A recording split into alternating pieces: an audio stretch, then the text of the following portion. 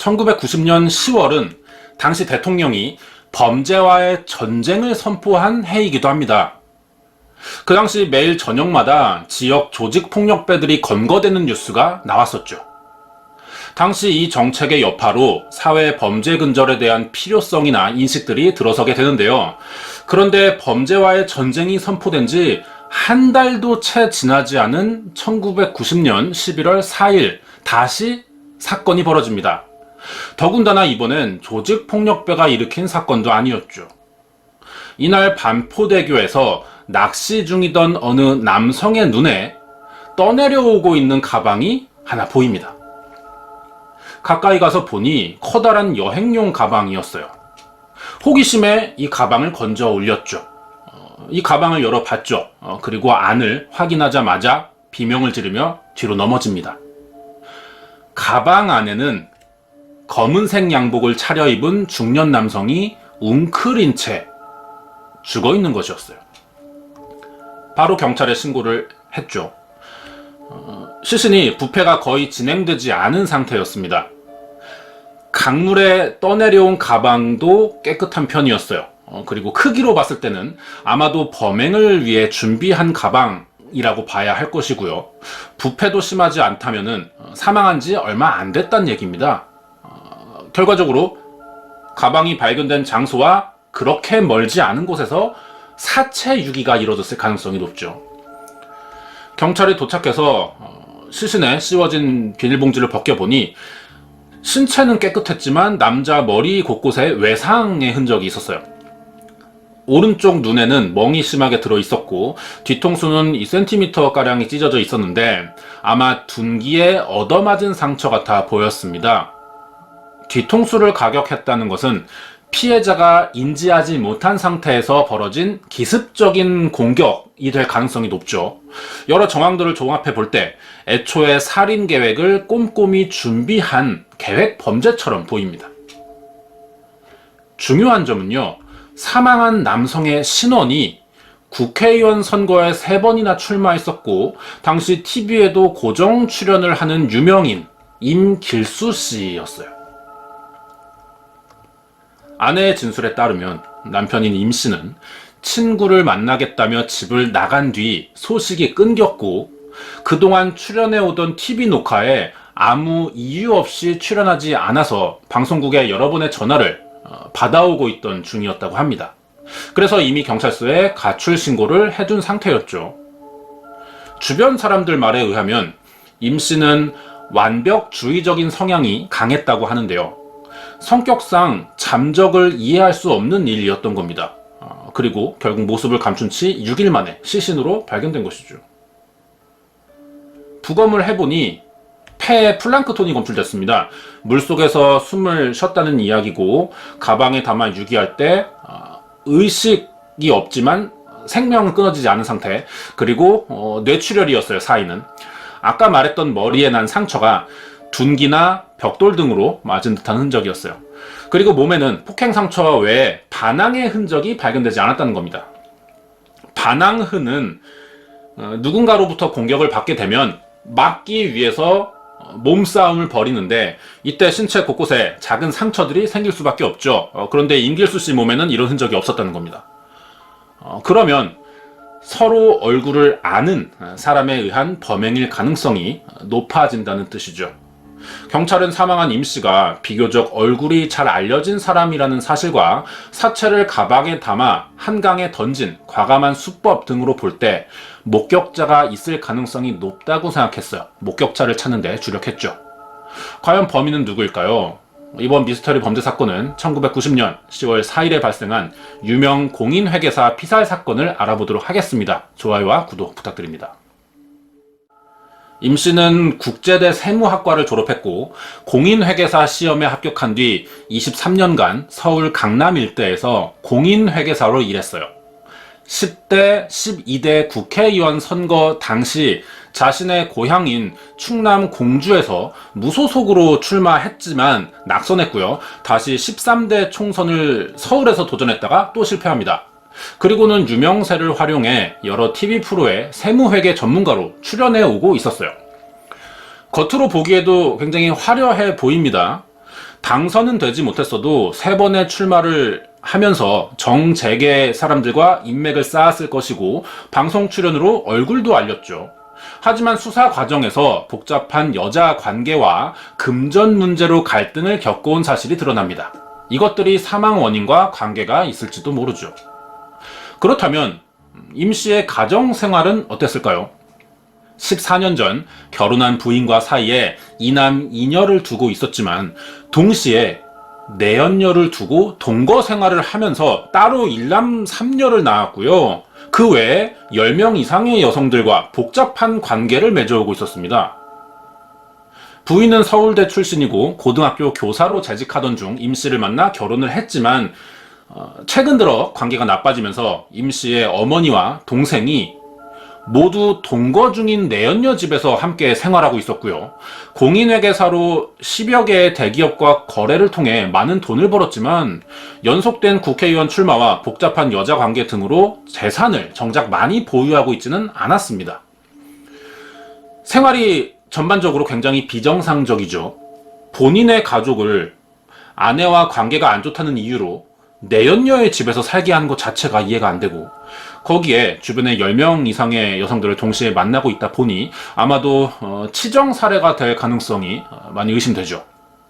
부인과 내연녀가 임 씨 사망 직전에 이혼 문제로 만난 적이 있어요. 이때 심하게 싸웠고, 다른 여성들도 그동안 공개적으로 임 씨를 협박해 돈을 뜯어내고 있을 정도로 사생활이 복잡한 사람이었습니다. 그동안 수익금도 빼돌리고 있었는데요. 사무장으로 일하던 친동생에게 이 사실을 들킵니다. 그러자 동생을 해고한 뒤에 퇴직금도 주지 않았어요. 전체적으로 임길수라는 사람은 겉으로는 화려해 보였지만 속으로는 금전적인 문제를 겪고 주변 인물과 관계도 나쁜 사람이었습니다. 세무사 일이라는 게 정해져 있는 건 아니지만 보통 후불이 관행이라고 합니다. 일을 맡기면 처리해주고 그때 비용을 받는 거죠. 하지만 임 씨는 선금을 요구했을 정도로 돈에도 집착하던 사람이었어요. 경찰은 발견 당시 임 씨의 옷차림이 정장인데 비해 신발은 신고 있지 않다는 점을 보고 실내에서 흉기로 뒤통수를 공격해 살해한 뒤 승용차를 통해 옮겼을 것이라고 추정했어요. 임 씨는 체격이 왜소했어요. 하지만 유기되는 과정들은 볼 때 한 명 이상의 공범이 있을 수 있겠죠. 이런 점이 의심됐습니다. 그러자니 앞에서 드러난 임 씨의 사생활로 봐서는 관련돼 있는 모든 인물들이 어느 정도 이상은 원한을 가질 수밖에 없는 사람들이라는 거죠. 대부분의 주변 인물을 용의자로 봐도 무방할 정도의 악화된 관계들이었어요. 이중 경찰은 어렵게 2명의 용의자를 추려내는데, 당시 운전기사로 일하던 35살의 강 씨와 최근에 자취를 감춘 여비서 24살 조양이었습니다. 조양은 소재 파악이 되지 않는 상황이었어요. 하지만 강 씨의 행방은 금방 파악할 수 있었습니다. 강 씨가 10년 가까이 임 씨의 승용차를 운전해 왔기 때문에 임 씨의 일정을 자세하게 알고 있을 겁니다. 경찰은 강 씨를 조사하면 사건을 해결할 실마리가 생길지도 모른다는 생각을 했어요. 강 씨를 취조해 보니 결혼 비용 문제로 임 씨에게 돈을 빌리려다가 거절당했었다고 합니다. 섭섭한 마음이 들었지만 자신은 이번 사건과 무관하다고 말했고 아는 것도 없다고 진술했어요. 결정적으로 강 씨는 임 씨가 실종된 것으로 추정되는 기간에 신혼여행 중이었던 것이 밝혀집니다. 알리바이가 입증됐죠. 유력해 보인 강 씨에게서 아무 소득이 없자 경찰은 수사 방향을 크게 3가지로 조정하는데요. 첫 번째는 업무에 의한 이유로 피살될 가능성입니다. 경찰이 주목한 점이 임 씨가 회계 사무 관련 업무를 담당해 오고 있었다는 사실이죠. 조사 결과 임 씨가 계약을 맺은 기업들은 당시 대기업을 포함해 10곳에 가까웠습니다. 직업 특성상 돈을 다루다 보니 계약된 자금의 출처라던가 기업의 비밀 등을 자세히 알 수 있는 가능성이 높죠. 이 과정에서 만약 임 씨가 거래 기업의 비밀 자금이나 어떤 탈세 등의 비리 정보를 알았다면 입막음 형식으로 원한 살해를 당했을 가능성이 있습니다. 이것을 이용해 돈을 뜯어내기 위한 협박으로 임 씨가 원한을 산 것이라면 누군가를 사주해서 청부 살해했을 가능성도 있죠.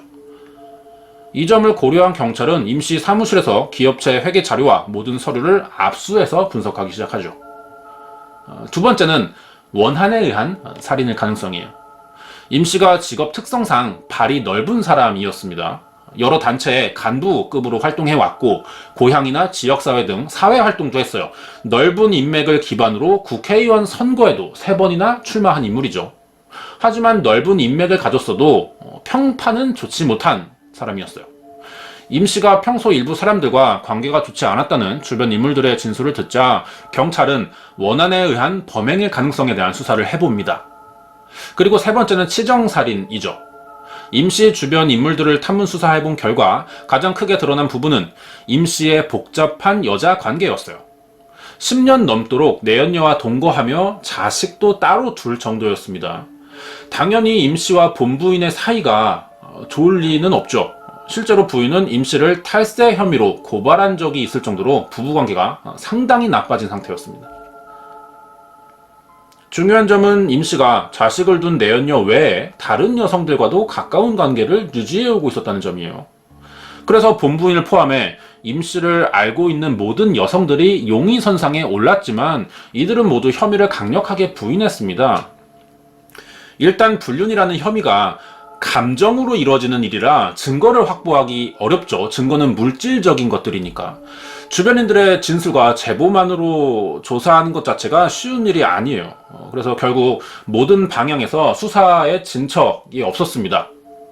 경찰은 그리고 범행이 벌어진 1차 장소를 찾는 데 주력하죠. 범행이 최초로 이루어진 곳이 어디인가입니다.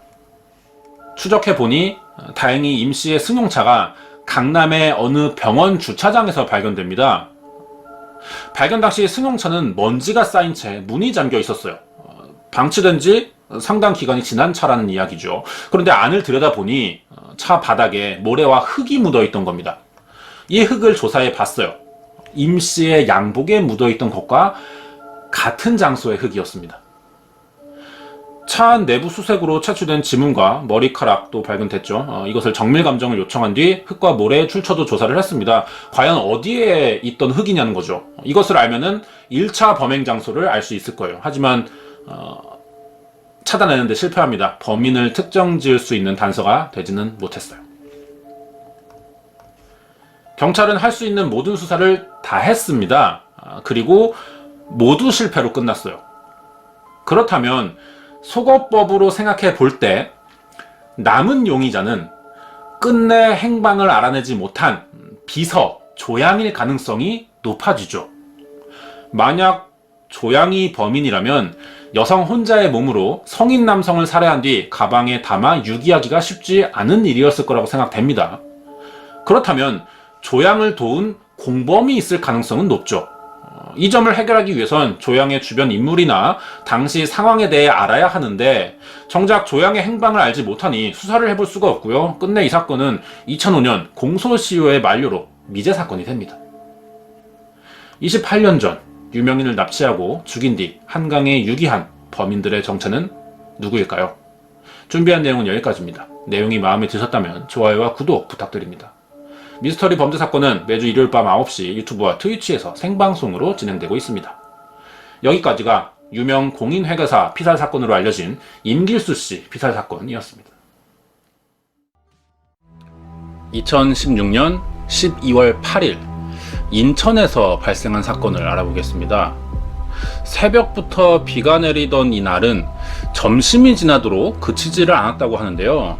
겨울이 막 다가오느라 날씨도 추웠고 겨울 비까지 내린 탓에 실제보다 체감 온도가 더 낮았다고 합니다. 그렇지만 이 인천 부평구의 하천인 굴포천이라는 곳에서는 추운 날씨임에도 분주하게 움직이는 사람들이 있었어요. 환경미화원이었죠. 이들이 오늘 청소하는 곳이 바로 인천광역시와 경기도 부천을 가로질러 흐르는 굴포천 주변을 정리하는 것이었습니다. 오전 일찍 시작된 작업은 12시가 넘어서도 끝날 기미가 보이지 않았어요. 하천 주변을 지나다니는 사람들이 불법으로 버린 과자 봉지나 음료수병이 많았다고 합니다. 이런 쓰레기들을 수거하는 것이었고 가끔씩 부피가 큰 가구나 폐 가전제품들을 큰 봉투나 여행용 가방에 담아버리는 이런 큰 쓰레기들을 처리하는 것도 굉장히 힘든 일이라고 합니다. 이날도 굴포천 일대에서는 꽤 많은 양의 쓰레기들이 수거되었다고 하는데요. 이렇게 모아진 쓰레기들은 집화장에 보내져서 분류된 뒤에 매립지로 이동되거나 소각장으로 보내지게 된다고 합니다. 환경미화원 중 한 명인 67세 황 씨도 이날 하천에서 수거된 쓰레기를 집화장으로 보내고 당일 일을 마쳤어요. 그리고 점심 식사와 술 한잔을 하기 위해 식당으로 갈 채비를 하고 있었습니다.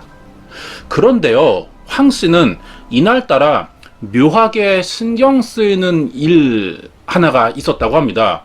이 일 때문에 하루 종일 신경이 쓰였고 일이 다 끝났지만 쉽게 발을 뗄 수가 없었던 거죠.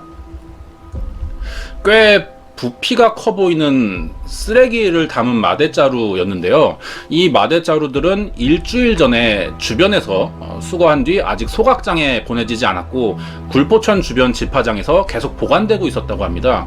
하지만 마대자루들이 이곳에 온 후로 이유를 알 수 없는 일이 계속 벌어지고 있었다고 하는데요. 황 씨나 다른 미화원들은 집화장 한쪽에 마대자루들을 쌓아둔 후 넘어가거나 쓰러지지 않도록 지지대를 세워두고 있었어요. 그런데 그중 하나의 마대자루가 유독 매일 아침마다 바닥에 떨어지고 있던 것이었죠. 지지대를 아무리 고쳐 세워봐도 소용이 없었다고 합니다. 어제까진 별 신경 쓰지 않고 매일 떨어지는 마대자루를 다시 쌓아 올렸지만 이날따라 황 씨는 어김없이 바닥에 떨어져 있는 이 마대자루가 계속 신경이 쓰였다고 그래요. 동료들은 어서 식사하러 가자는 말을 꺼냈지만 황 씨는 매번 바닥에 떨어져 있는 이 마대자루가 너무 이상해서 안을 살펴보기로 합니다.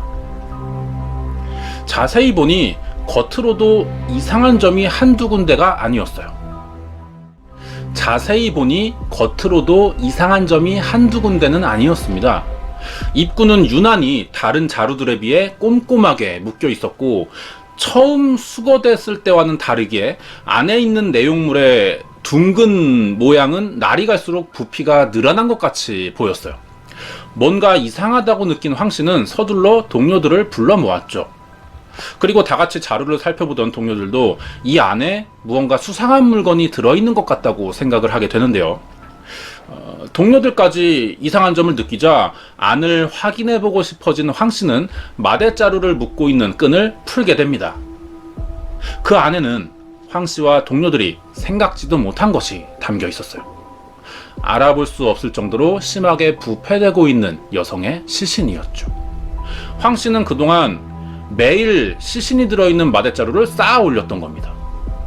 그렇다면 자루 속에 들어있는 이 시신은 누구이며 언제부터 이곳에 유기되었던 것일까요? 이번 범죄사건 파일은 2016년 인천시 부평구 갈산동 굴포천 유수지에서 발견된 신원미상의 여성 변사체 사건에 대해 알아보도록 하겠습니다. 국과수의 부검 결과에 따라 여성의 신원을 알아낼 근거가 되는 몇 가지 특징이 나왔는데요. 피해자는 30대 후반에서 40대 초반의 여성으로 혈액형은 B형이었습니다. 머리는 발견 당시 밝은 노란색으로 염색한 상태였고요. 경추와 늑골이, 경추는 목뼈고 늑골은 상반신을 감싸고 있는 갈비뼈 전체를 말합니다. 일부 골전된 흔적이 있었어요. 하지만 이것이 생전에 다친 것인지 아니면 사망 후에 부러진 것인지는 알 수가 없었어요. 부검 결과 중 경찰들이 가장 주의 깊게 살펴본 부분은 따로 있었는데요. 바로 이 시신의 사인이었습니다. 타살 여부에 대해서 주목하고 있었던 것이죠.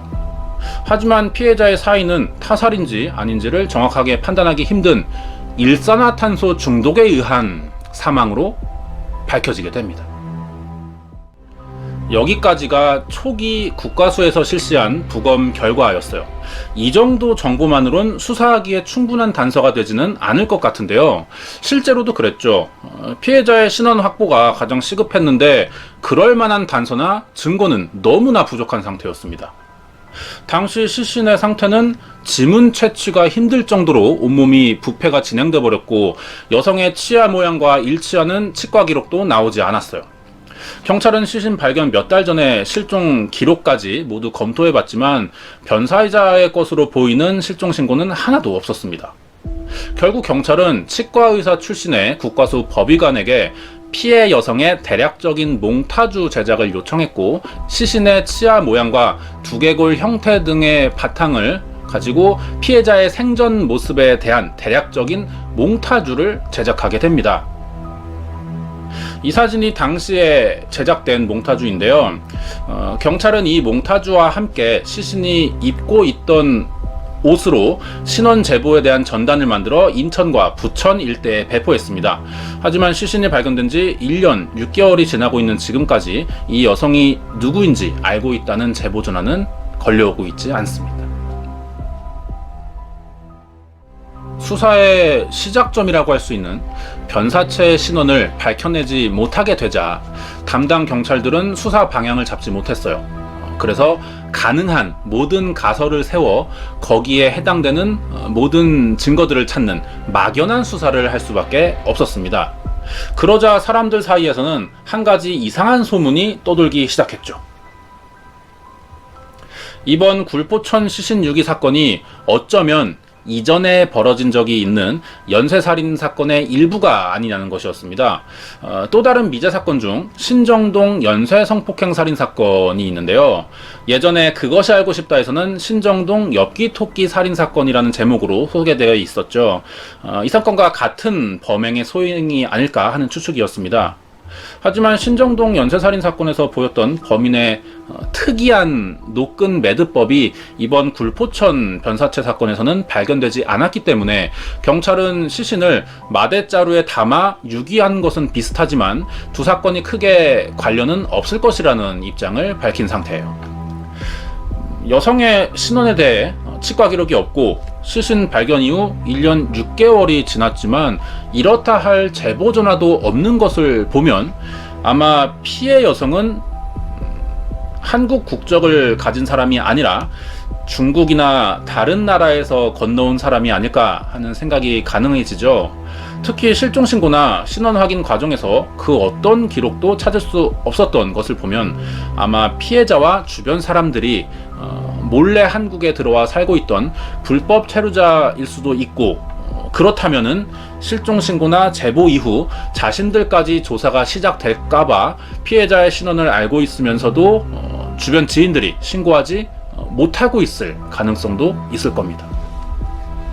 가장 신빙성이 있는 또 다른 가설로는 범인이나 피해자는 2011년과 2012년 사이 인천시 부평구에 살았을 것이라는 추측인데요. 당시 사체를 담았던 이 마대자루는 2011년과 2012년 사이에 배포되었던 것이죠.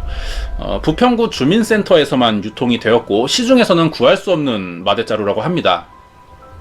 시신이 발견된 장소도 부평구청의 관할 지역이라는 것을 볼 때 이것이 설득력이 가장 높은 가설이지 않을까 싶습니다.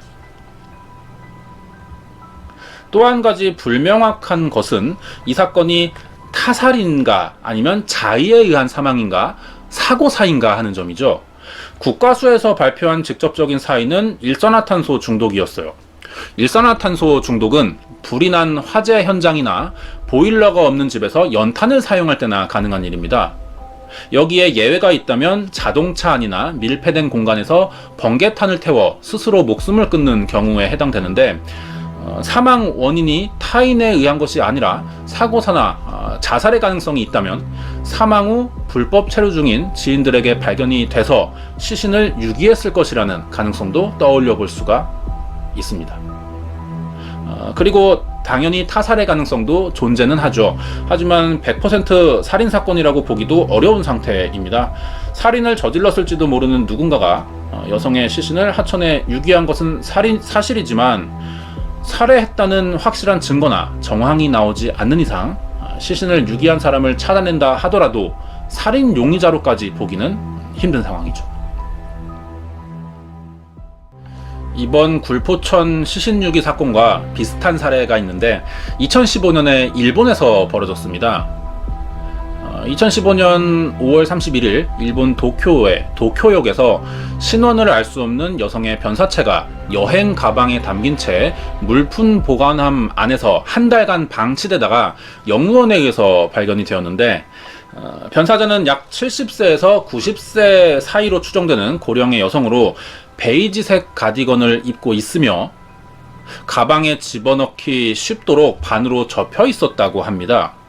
이 사망자도 눈에 띄는 외상은 없었지만 약 한 달간 가방 안에 담겨 있었기 때문에 부패가 어느 정도 진행된 상태였다고 그래요.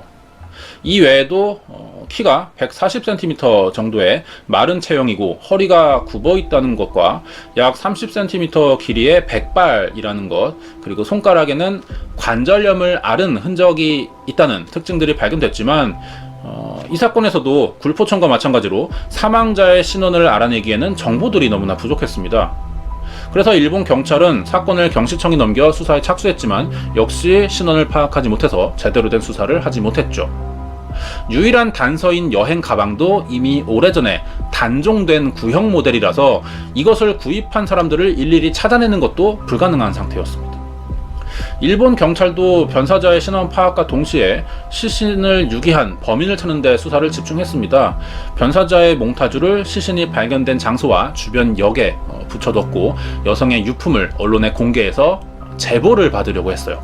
하지만 수사는 아무런 진전을 보이지 못한 채 장기 미제 사건으로 남아서 아직까지 제보에 의존한 수사만 진행하고 있는 상태입니다.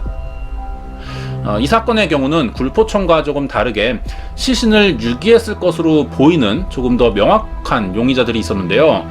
변사자의 유가족들이었죠. 일본 경찰은 이 사건에 대해 장례 비용을 준비할 여유가 없는 유족들이 사망자의 시신을 지하철 물품 보관함에 유기했고, 신원이 확인되지 않으면 무연고 처리가 되어서 나라에서 국가장례를 치러준다고 합니다. 그래서 아마 유가족들이 이러한 점을 노리지 않았을까 하는 추측만 하고 있는 상태죠. 이 사건이 벌어진 지 3년이 지나고 있지만 현재까지도 시신을 유기한 범인보다도 변사체의 신원조차도 확인하고 있지 못한 상태입니다. 두 사건이 굉장히 이런 점에서 유사하죠. 두 사건 모두 누가, 왜, 무엇 때문에 시신을 유기했는지는 추측밖에 할 수 없는 상황이고요. 정확한 것은 아무것도 없습니다. 이 사건들을 해결하기 위해선 시신을 유기한 사람을 찾는 것도 중요하지만 그 전에 변사체의 신원 확인이 가장 시급하죠. 그러고 보니 두 사건 사이에는 공통점이 하나 보이는데요. 시신을 유기했을 것으로 의심되는 가장 유력한 사람이 사망자와 가까운 지인일 것이라는 점입니다. 하지만 어디까지나 이것도 추측뿐이고, 주변인을 찾으려면 역시 사망자의 신원 확인을 해야 될 겁니다. 이 점이 해결되지 않는다면 두 사건은 영원히 살인 사건인지도 모른 채 덮어질 수밖에 없습니다. 여기까지가 2016년 12월 8일 인천 굴포천에서 발생한 신원 미상의 시신 유기 사건 파일이었습니다.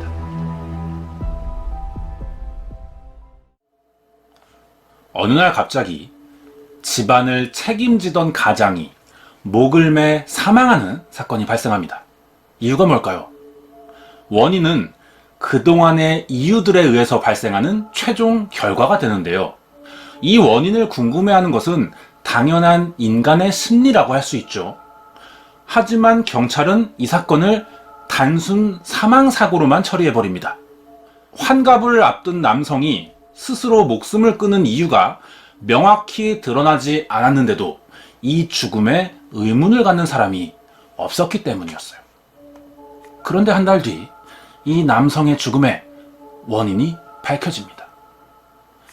현장에서 수상한 정황을 느낀 어느 형사가 비밀리에 수사를 진행하면서 밝혀낸 사실이었죠. 그동안 사건은 언제든지 발생할 조짐을 보이고 있던 것이었어요. 사건을 담당했던 경찰들도 한동안 크게 충격을 받았었다고 하는데요. 어떻게 된 사건인지 자세한 내막을 알아보도록 하겠습니다. 구독과 좋아요 부탁드립니다. 2006년 매일 30도가 넘는 무더위가 계속되는 8월 7일의 아침이었어요. 서울 금천구 경찰서로 전화가 걸려옵니다. 신고를 한 사람은 56살의 여성 김씨로 3살 연상이었던 남편인 A씨가 오전에 갑자기 목을 매 자살했다는 내용이었어요. 현장을 둘러보고 유가족의 증언을 들어보니 정말 자살처럼 보였습니다. 시신을 수습하면서 경찰이 한 말은 A씨의 사망에 의문이 있거나 더 자세한 사망 원인을 알고 싶다면 부검을 해볼 수도 있다는 권유를 했는데요. 하지만 가족들은 아무도 부검을 원하지 않았어요. A씨의 사망에 의문을 갖지 않는 겁니다. 이 순간 많은 사람들은 A씨의 가족이 범인일지도 모른다는 생각을 하게 될 것 같은데요. 우리는 사건에 대한 소식을 보통 뉴스로만 접하죠. 이 뉴스는 문서화된 객관적인 정보들이라 실제 그 상황을 겪는 사람들의 감정은 알기 쉽지 않다는 겁니다. 유가족의 심리를 한번 이해해 볼 필요가 있을 것 같아요. 보통은 멀쩡했던 사람이 분명하지 않은 이유로 사망했을 경우 유가족이 먼저 이의를 제기하고 수사를 요청하죠. 그런데 이번 사건처럼 정황밖에 없는 일이 벌어진 경우 자세한 원인을 밝힐 필요가 있는데 정작 유가족이 이것에 동의하지 않는 경우를 보면 가족이 사건에 관련돼 있을지도 모른다는 의심을 할 수밖에 없어요. 하지만 이것은 냉철한 판단이 가능한 상태의 제3자들의 생각이고요. 실제 유가족의 입장은 다를 수 있다는 겁니다. 부검 과정을 고려하면 이해할 수 있는 부분인데요. 이 사진은 돌고래를 부검하는 장면이에요. 단순히 부검이라는 게 몸 안을 열어보는 데서 끝나지 않고 피부 조직과 장기를 잘라내서 갖은 실험을 해보는 과정입니다. 그나마 이건 동물 사체고요. 사진으로 공개할 수 있는 수준이 이 정도예요. 훈련된 전문가가 아닌 이상 사람의 부검 장면을 온전한 정신으로 보기는 힘들겠죠. 우리가 사건을 뉴스로만 접하면서 부검이란 단어를 쉽게 사용할 뿐이지 실제 내 자식이나 가족이 죽은 상황이라면 이런 과정까지 감당할 수 있는 의지력이 상실될 수도 있기 때문에 부검을 거절하는 겁니다. A씨의 유가족이 이런 입장이었어요. 가족들이 원치 않으니 경찰도 굳이 수사를 할 필요는 없겠죠. 겉으로 보기에도 이 사건은 종종 발생하는 장년층의 자살 사건과 비슷했습니다. 그래서 이 사건이 별도의 수사 없이 단순 사망 사건으로 처리됐죠. 하지만 그동안 수많은 사망 사건들을 수사해온 형사는 이미 사무실에 돌아온 뒤였는데도 현장에서 들었던 이상한 기분이 사라지지 않았다고 합니다. 확실히 설명할 수는 없었지만 뭔가 이상하다는 느낌을 받은 것이었어요. 이미 처리해야 될 사건들이 밀려 있었는데도 결국 이 형사는 이번 남성 자살 사건에 관심을 갖고 사건을 혼자서 수사해 봅니다. 현장에서 기록한 문서들을 되짚어가며 의문점들을 정리해 봤더니 정말 이상한 점이 많았어요. 사람이 죽으면 119나 경찰에 먼저 신고하는 것이 보통이죠. 거의 대부분 이렇게 행동할 겁니다. 그런데 아내인 김 씨는 경찰에 신고하기 전에 장례식장에 먼저 전화를 걸었어요. 갑자기 남편의 자살을 목격한 상황에서 장례식장의 전화번호를 알아내면서 전화했다는 것은 상식적으로 이해할 수 없는 부분이죠. 그리고 현장에 도착했을 때 본 A씨의 상태도 이상했어요. C씨는 목욕탕에 있었는데 아주 반듯하게 엎어져 있는 모양이었습니다. 마치 사망 후 목욕탕으로 옮겨 놓은 듯한 느낌이 들었던 것이죠. 결정적으로 타살일 가능성이 높다는 판단을 하게 된 계기는 가족이 분명 목을 매 죽었다는 진술을 했는데 자살에 사용한 끈은 현장에 없었다는 겁니다. 집안을 아무리 뒤져봐도 이 끈은 발견되지 않았어요. 가장 큰 의문은 A씨가 스스로 목숨을 끊은 이유였는데요. 형사는 주변 인물들을 상대로 A씨의 성격이나 신상, 최근에 있던 일 등에 대해 알아봤죠. 운전기사로 일하고 있던 A씨는 평소 얌전한 성격에 일만 하는 사람으로 알려져 있었습니다. 술을 좋아했지만 밖에서 마신 적은 없었고 돈을 아낀다면서 항상 집에 사와 마셨을 정도로 알뜰한 생활을 해왔기 때문에 자살을 할 이유가 없었다는 거죠.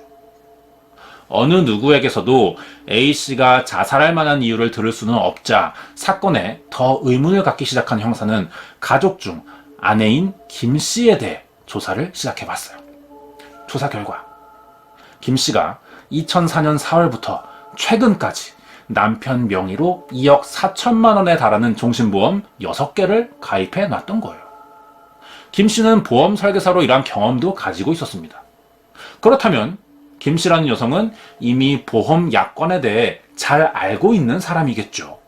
거기에 금융 내역을 조회해보니 수천만 원의 빚을 가진 상태였어요. 주변 평판에 의하면 남편인 A씨의 성격상 본인이 직접 많은 종신보험에 가입했을 리는 없어 보이죠. 그리고 김씨의 채무 관계도 남편은 모르고 있었을 가능성이 높아 보이는데요.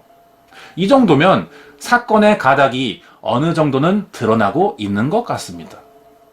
사건 수사는 항상 모든 가능성을 열어둬야 하지만 어디까지나 정황상의 의심만 가지고 며칠 전 남편이 죽은 아내에게 이런 의심을 하기는 쉽지 않아요. 굉장히 조심스러운 수사였습니다.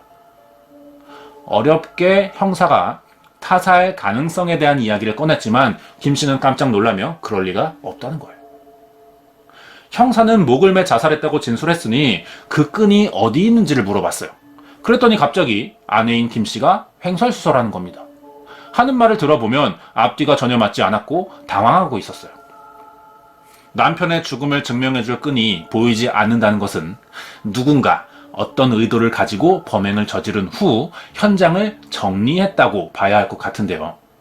현장과 모순되는 아내의 진술로 이 사건은 타살일 가능성이 높아지고 있었어요. 이쯤 되면 형사들은 분명히 살인사건이라고 확신할 겁니다.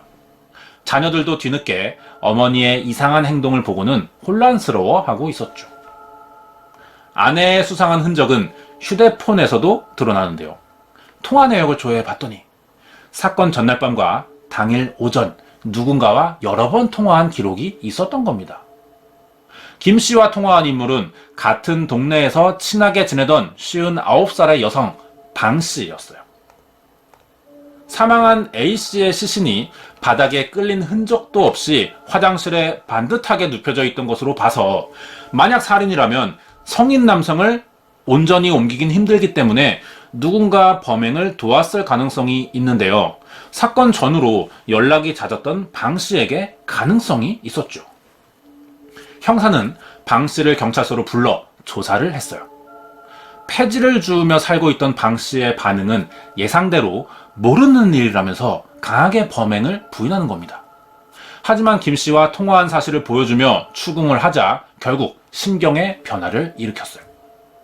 알고 있는 사실을 말해달라며 3시간 정도 설득을 하고 있는데 갑자기 우는 겁니다. 별 기대 없이 방 씨의 진술을 기다리던 형사들이 당황할 수밖에 없었죠. 여기서 모든 사건의 전말을 듣게 되는데요. A 씨에게 수면제를 먹이고 아내인 김 씨와 같이 목을 졸라 살해했다는 겁니다. 김 씨가 30년 이상을 같이 산 성실한 남편을 살해한 이유는 대체 뭘까요? 여기에 방 씨가 유력한 공범으로 보여 조사를 벌이긴 했지만 이웃의 남편을 살해하는데 도움을 준 이유도 상당히 의문스러운 일이죠. 방 씨가 자백을 했지만 정작 부인인 김 씨는 여전히 범행을 부인하고 있었어요. 하지만 모든 정황과 증거들이 타살로 드러나고 있었죠. 국립과학수사연구소의 부검 결과 A 씨의 위에서 다량의 수면제 성분이 발견됩니다. 더 이상 빠져나갈 곳이 없자 김 씨는 자신의 범행을 시인했어요. 범인을 검거하는 순간이었죠. 지금부터 김 씨의 자백과 조사 결과로 밝혀진 사건의 내막을 알아보도록 하겠습니다. 3살 연상의 남편과 부부가 된 김 씨는 자녀를 키우며 30여 년간 평범한 주부로 살아왔습니다. 남편이 벌어다주는 한 달 생활비는 150만 원 정도로 많지는 않은 수입이었지만 자식 키우는 재미로 불만 없이 살고 있었는데요. 그러던 중 김 씨가 변하기 시작한 것은 사건이 일어나기 5년 전부터였어요. 장년층이 주로 찾는다는 성인 나이트클럽을 다니면서부터였죠. 보험 설계사로 일하며 알뜰하게 살던 김 씨는 이때부터 점점 가정과 멀어지기 시작합니다. 호기심에 한두 번 가보기 시작한 나이트클럽은 점점 횟수가 늘어나기 시작했어요. 겉으로 봤을 때 성인이 나이트클럽 가는 게 이상할 건 없죠. 하지만 문제가 이런 곳을 다니려면 술값보다 외모를 꾸미는 비용이 더 많이 들었다는 겁니다. 매번 미용실에 들러 화장을 하고 머리도 해야 되고 옷도 괜찮은 걸로 입어야 하는데 그 돈이 만만치 않았던 거죠. 그러다 보니 주변에 돈을 빌리기 시작했어요. 몇 년간 이런 생활을 하다 보니 남편 모르게 수천만 원의 빚을 지게 된 겁니다. 하지만 도저히 갚을 방법이 없어서 생각한 것이 결국 보험 설계사로 일하면서 익힌 약관이었던 거죠.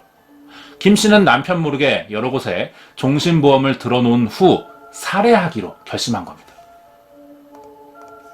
그렇다면 이웃으로 친하게 지내던 방 씨가 여기에 가담한 이유는 뭘까요? 조사 결과 방 씨는 재활용품을 팔아 월 15만 원 정도의 생활비로 혼자 자식을 키우던 사람이었어요. 이렇게 수십 년간 모은 돈이 2천만 원 정도였는데 이 돈을 김 씨의 유흥비로 빌려줬다가 받지 못하고 있던 겁니다. 방 씨가 빌려준 돈을 받으려고 하자 김 씨는 남편 앞으로 보험을 들어놨는데 같이 죽여주면 보험금을 타서 갚겠다고 말했어요. 방 씨는 경찰 조사에서 처음 범행 제안을 받았을 때는 무서워서 안 하려고 했지만 김 씨에게 빌려준 돈은 전 재산이었기 때문에 돈을 받기 위해선 그 방법밖에 없다고 생각했던 거였죠. 방 씨의 자백을 시작으로 밝혀진 충격적인 사실에 형사들이 입을 다물 수가 없었다고 하는데요. 여기서 더욱 놀라운 사실은 김 씨의 남편 살해 시도가 이번이 처음은 아니었고 심지어 또 다른 공범이 있다는 사실이었습니다.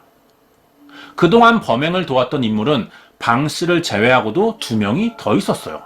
이들도 모두 이웃으로 친하게 지내던 57세 박 씨와 45살의 이 씨로 김 씨에게 돈을 빌려줬다가 받지 못하고 있던 도중 방 씨와 마찬가지로 살인을 도와주면 보험금을 타서 나눠주겠다는 김 씨의 제안을 받아들인 것이었죠. 몇 년 전부터 남편 살해를 계획하고 있던 김 씨가 이들과 함께 본격적인 범행을 모의한 시기는 1년 전부터였지만 차마 직접 남편을 죽일 엄두가 나지 않자 김 씨가 처음으로 시도한 방법은 청부살인이었어요. 평소 이웃으로 알고 지내던 43살의 남성 박 씨에게 수천만 원을 대가로 남편 청부살해를 부탁한 겁니다. 하지만 동네 건달이었던 박 씨는 약속을 한 뒤 착수금으로 300만 원을 받고는 잠적해버렸어요. 목적을 달성하지 못한 채 돈만 날린 김 씨는 급해졌죠. 결국 직접 남편을 살해하기로 계획을 세웠고 박 씨가 도망치기 전에 구해다 줬던 독초를 한약에 타 남편에게 먹입니다. 예상대로라면 남편이 사망해야 했지만 아무런 증상을 보이지 않자 몇 번이나 같은 시도를 했어요. 하지만 모두 실패합니다. 그래도 김 씨의 범행은 멈추지 않았고 이대로 계속되다간 남편이 눈치챌 수도 있겠다는 생각에 더 과감한 범행을 저질러요.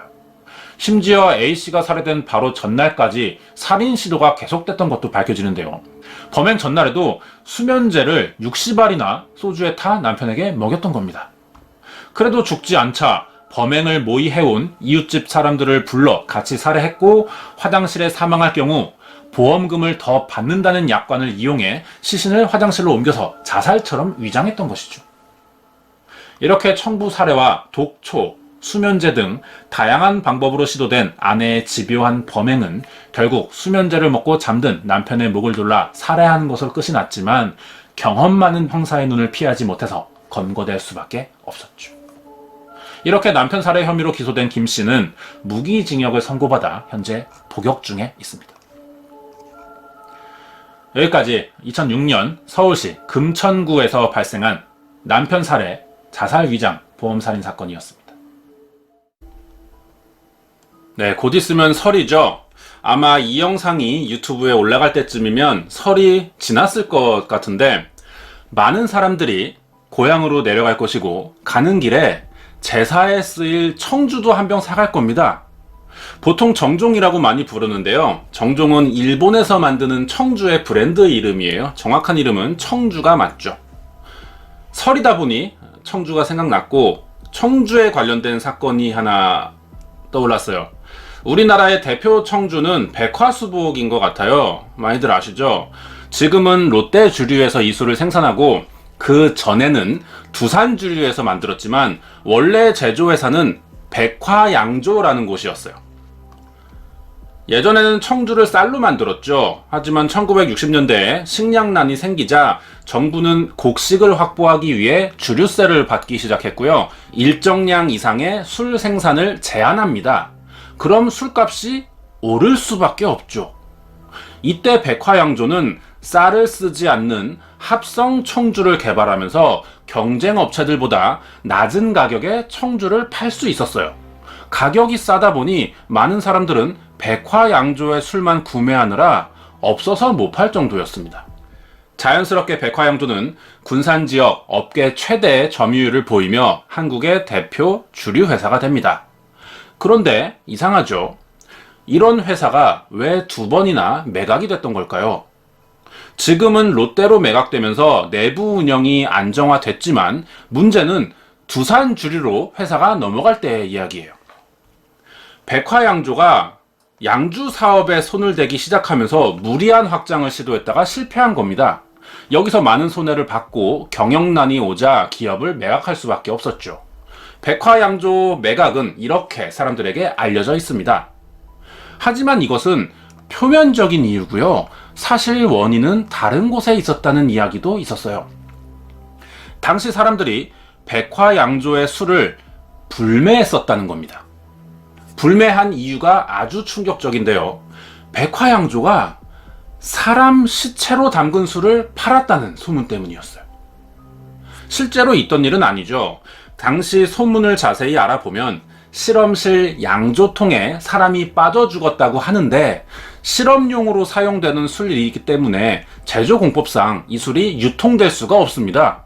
하지만 굉장히 그럴듯한 이야기라서 1970년대를 살았던 사람이라면 아직까지 기억될 정도로 당시 사회적인 문제가 될 뻔한 소문이었죠.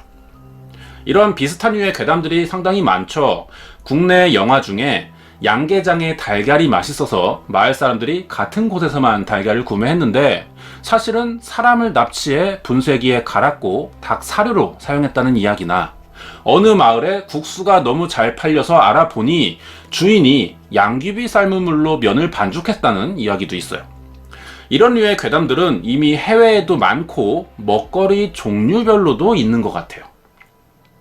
괴담이 쉽게 퍼지는 이유는 우리가 들었을 때 왠지 이 이야기가 가능할 것 같고 실제 있을 법한 이야기처럼 느껴지기 때문이 아닌가 싶습니다. 자, 그런데요. 괴담이라는 건 아무 이유 없이 만들어지지는 않는다는 겁니다. 최소한 비슷한 실제 사건이 있었기 때문에 각색되고 와전되면서 소문이 퍼진다는 것이죠. 2016년도 구미의 어느 아파트 수돗물에서 악취가 난다는 주민신고가 있었어요. 그래서 물탱크를 조사해보니 어느 중국인 남성이 빠져 죽어있던 겁니다. 미국에도 비슷한 사건이 있었죠. 엘리사 램이라는 여성이 호텔 물탱크에 빠져 죽은 사건도 실제로 언론에 보도됐고 사실이 확인된 사건이에요. 이렇게 괴담들은 황당한 내용일지언정 근원을 따져 올라가다 보면 실제 발생한 사건과 관련될 가능성이 높다는 겁니다. 그리고 백화수복 양조장에서 사람이 빠졌다는 이야기도 실제 있었던 사건이에요. 그 술이 판매되지 않았을 뿐이지 사람이 빠져 죽은 것은 사실이었죠. 그리고 죽은 사람은 당시 18살의 여고생이었던 겁니다. 대체 어떤 일이 있었기에 술을 만드는 공장에서 고등학생이 사망하게 된 걸까요?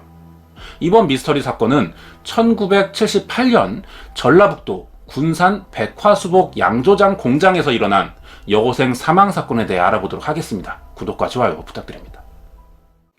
정확히 해야 할 것은 이 영상이 백화양조나 백화수복의 불매를 유도하기 위해 만들어지는 것은 아닙니다. 실제 있었던 사건과 기사화된 내용들을 알아볼 뿐이죠. 자, 피해자는 당시 18살의 김양으로 고등학교 3학년이었어요. 군산에서 얼굴이 예쁘기로 소문나 있었고 초등학교 때부터 동창이었던 강군과 교제하던 중이었죠. 강군은 부잣집 아들이라 인기가 많았어요. 김양의 가족도 형편이 어려웠기 때문에 이 강군과 결혼시키려고 한 방에서 같이 잠을 재웠을 정도로 적극적이었다고 합니다.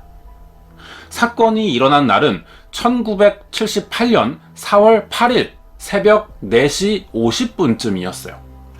며칠 전부터 김양의 남자 관계가 복잡하다는 소문이 돌았던 겁니다. 그리고 이 소문으로 여자친구를 의심하게 된 강구는 사건 당일 새벽 김양을 불러내 백화양조 공장 2층 실험실에 데리고 갔어요. 그리고 다른 남자와의 성관계 여부를 물어봤죠. 그러자 김양의 반응이 특이한데요. 스스로 옷을 벗으며 결백을 증명했다는 겁니다. 그래도 강군이 믿어주지 않자 김양은 충격을 받고 쓰러졌어요. 김양이 쓰러지자 강군이 크게 당황했죠. 조금 있으면 공장 직원들이 출근할 시간이었기 때문에 급히 김양을 흔들어 깨워봤지만 반응이 없었어요. 죽은 겁니다.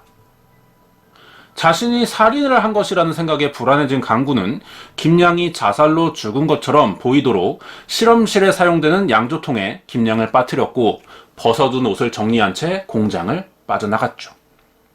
그날 바로 직원들에 의해 김양의 시체는 발견됐고 경찰 조사가 시작됩니다. 나중에 알려진 사실인데요. 김양의 폐 속에서는 알코올 성분이 발견됐어요. 그리고 이 실험실 양조통에 있던 술과 같은 성분이었죠. 무슨 말이냐면 김양은 양조통에 빠지던 당시에 죽지 않았던 겁니다. 죽었다고 착각한 것이죠. 실제로는 기절했었지만 강군이 사망했다고 생각해서 양조통에 빠뜨려서 유기했다는 이야기예요. 이 내용들이 알려지면서 백화양조가 시체로 담근 술을 팔았다는 소문이 생겨났던 것이죠. 사진은 실제 백화양조 사건에서 촬영된 게 아니고요. 과거에 거짓말 탐지기 방식을 촬영한 장면이에요. 지금 말하는 사건이 범죄 수사학에서 빼놓을 수 없는 유명한 사건이기도 한데요. 거짓말 탐지기 결과가 범인의 자백을 간접적으로 보충해 줄 수 있는 증거로 법원에서 정식으로 채택된 최초의 사건이었던 거죠. 경찰은 이 사건의 용의자로 의심되는 남성 20명에게 동일한 13가지 질문을 해봅니다. 그중 핵심 질문은 4가지였어요. 사건 당일 새벽에 김양을 만난 사실이 있는가? 김양의 옷을 벗겨 술통에 빠뜨린 사실이 있는가? 김양이 어떻게 2층 실험실에 들어갔는지 알고 있는가? 김양이 어떻게 죽었는지 알고 있는가? 였어요. 질문 내용으로 추측해 볼 때 당시 경찰은 그동안의 수사를 통해 김양이 사망하기 전 범인에 의해 백화양조 2층 실험실에 끌려갔고 옷이 벗겨진 채 의식을 잃은 뒤 빠졌던 것이라고 생각한 것 같아요. 앞에 4가지 질문에 강군은 없습니다, 아닙니다, 모릅니다, 모릅니다 순으로 대답했지만 모두 거짓 반응이 나왔어요. 경찰이 이 점을 파고들어 추궁하자 강군은 범행 일체를 자백하게 됐고 자백 내용에 따라 수가 증거가 발견되면서 사건의 전말이 드러난 것이었죠. 그럼 여기서 궁금해지는 점은요. 18살이었던 강군은 어떻게 백화양조 공장 내부를 들어갈 수 있었냐는 겁니다. 그것도 직원들이 아직 출근하기 전인 문 닫은 공장이었는데요. 강군이 백화양조 계열사 중 하나인 기업의 사장 아들이었어요. 오래전 사건이라 정보들이 확실하지 않은데요. 백화양조 사장의 아들은 아니고 공장에 들어갈 수 있었던 것으로 봐서는 원료를 공급하는 회사였던 것 같아요. 그런데 같은 강씨라서 아마 친척이나 형제의 조카 정도 되지 않을까 추측도 되죠. 확실한 건 백화양조를 책임지는 사장의 아들은 아니라는 겁니다. 잘못 알려진 정보예요. 진범이 이렇게 검거됐고요. 1년 뒤 재판이 열리는데 재판부는 강군이 자신의 죄를 자백했고 거기서 추가로 증거물이 발견된 점을 봐서 자백 내용과 증거물이 일치한다는 이유로 3년 이상 5년 이하의 징역을 선고했어요. 여기서 3년 이상 5년 이하라는 선고는 소년범에게만 내릴 수 있는 판결이죠. 성인은 이렇게 판결하지 않습니다. 여기에 강군은 항소를 했어요. 하지만 법원은 기각하면서 사건이 종료됐죠. 이 사건은 백화양조 측이 업계에 타격이 올 것이라 생각해서 사건을 알리지 못하게 하려는 움직임이 있던 것으로도 알려져 있죠. 주간경향이라는 잡지사에서 백화양조 변사 사건을 크게 보도했지만 백화양조가 이 소문을 막기 위해 주간경향 잡지를 전량 구매해 소각 처리했다는 겁니다. 그러자 다시 주간경향이 대량 재판했고요. 다시 백화양조는 전량을 구매했었다고 하죠. 이런 소문이 있었어요. 그러자 당시 인기 작가들이 재벌 2세의 행동을 지적하는 칼럼 글들을 언론에 실기 시작했고 어느 정도는 사건이 알려질 수는 있었어요. 하지만 정확한 정보를 얻지 못했던 사람들이 왜곡되거나 각색한 소문들을 믿기 시작했던 것 같습니다. 사건에 관련된 이야기는 여기까지예요. 강군이 몇 년을 감옥에서 살다 나왔는지도 알려져 있지 않습니다. 그리고 자백 내용도 전부 믿을 수는 없다고 생각되는데요. 어디까지나 목격자 하나 없는 상황에서 범인의 자백에만 따른 기사와 판결이었기 때문에 실제로는 조금 축소되었거나 다를 수도 있다는 거죠. 가장 의심되는 부분은 김양이 죽은 줄 알고 양조통에 빠뜨렸다는 점인데요. 아무리 급한 상황이라도 사람이 죽었는지 살았는지를 모른다는 게 믿기 힘들고, 만약 살아있었다면 술통에 넣는 순간 김양의 의식이 깨어났을 거라는 생각도 들어요. 김양이 남자관계에 대한 소문을 결백한다면서 스스로 옷을 벗었다는 이야기도 납득하기 힘들죠. 상식적으로 옷을 벗어서 뭐가 증명되는지 잘 모르겠어요. 이런 점들을 봤을 때 아마도 실제 일어난 일을 최대한 자신이 책임을 피할 수 있게 각색한 자백이었다고 생각이 돼요. 강군의 자백 내용을 정리해보면 이렇습니다. 김양은 스스로 옷을 벗었고 의식을 잃고 쓰러졌다.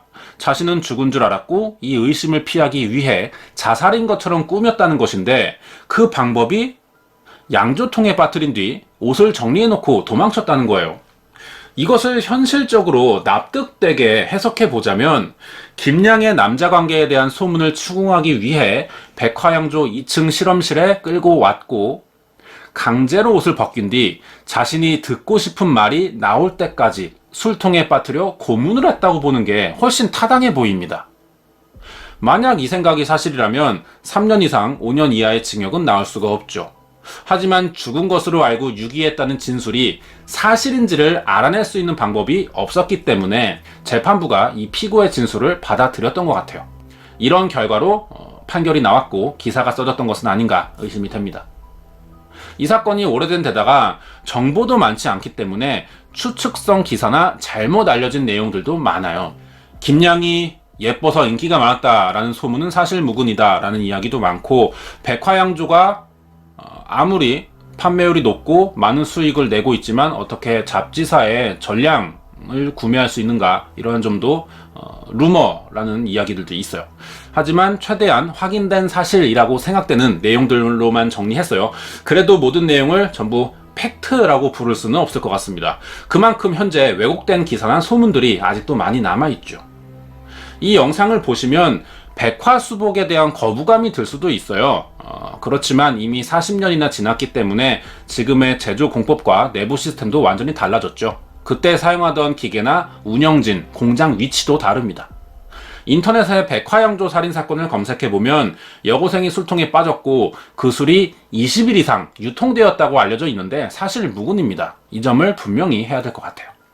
어디까지나 콘텐츠 주제에 맞게 실제 일어난 사건을 알아봤을 뿐이지 백화수복에 대한 변호나 반론의 목적은 전혀 없고요. 사실로 보이는 내용들을 전달만 하는 영상입니다. 이번 사건은 1978년 4월 8일 전라북도 군산의 백화양조 공장에서 일어난 여고생 사망사건이었습니다.